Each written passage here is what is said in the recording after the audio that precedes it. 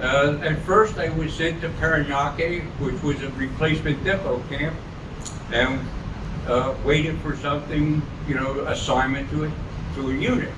Well, I figured out later that they really didn't know what to do with me. I'm too young to be thrown to the wolves and put out there and be an actual training officer with new recruits. I didn't have any experience, I'm pretty young. So finally, it turned out they found a Philippine Scout detachment.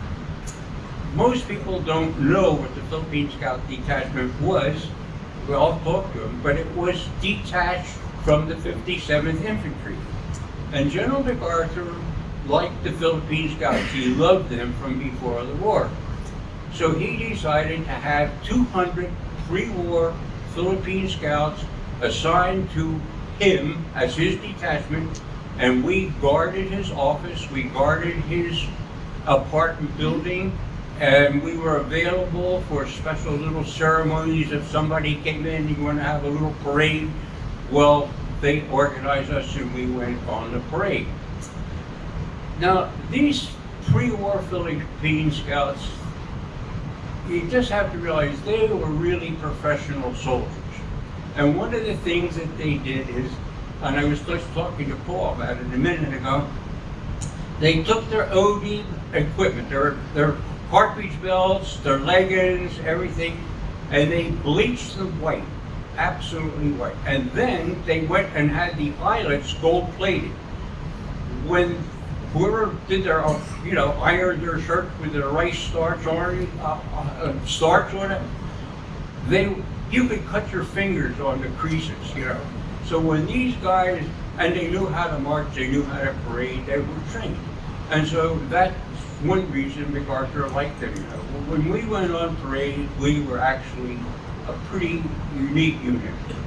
So that was, and actually it got to the point, one day I'm standing in front of my platoon, here I got 33 guys I'm responsible for, I'm still 19, and I said, I'll ask these guys how long they've been in the Army. Well, it turns out the least amount of service was 15 years. The most amount of service was 38 years. The guy's been in the Army twice as long as I've been alive. What am I doing out here? So anyway, the Philippines, we had this little detachment. We also had 200 Japanese prisoners of war that we guarded. And when I get into the pictures, I'll show them in a minute, I'll show you where we were. I didn't realize at the time what it was. We were encamped in the Luneta. If you guys know what the Luneta is, it's a main park in the Philippines. And so that was where we were. And it turns out later that actually, I figured out later, that we were encamped in what is now the United States Embassy ground right there in Rizal Park. And one of the things that was there, and you'll see it in the picture, is the national flagpole is there, and then the Rizal Monument is also, we were between the Army Navy Club and the Manila Hotel, and that's a really nice encampment right in the middle of Manila, That we could go down Rizal Boulevard, or we could go along the coast of the seawall and so forth.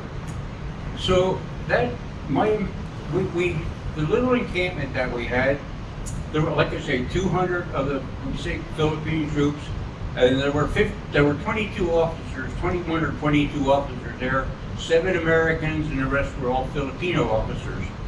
And one of the Filipino officers there, Captain Beltran, and I think one of the conventions, some of his children were there, but Beltran realized that I was kind of naive, and he took me under his wing, and he sort of helped me through and trained me a lot. So I was trained by the Philippine Scouts rather than me training them. They introduced me to life.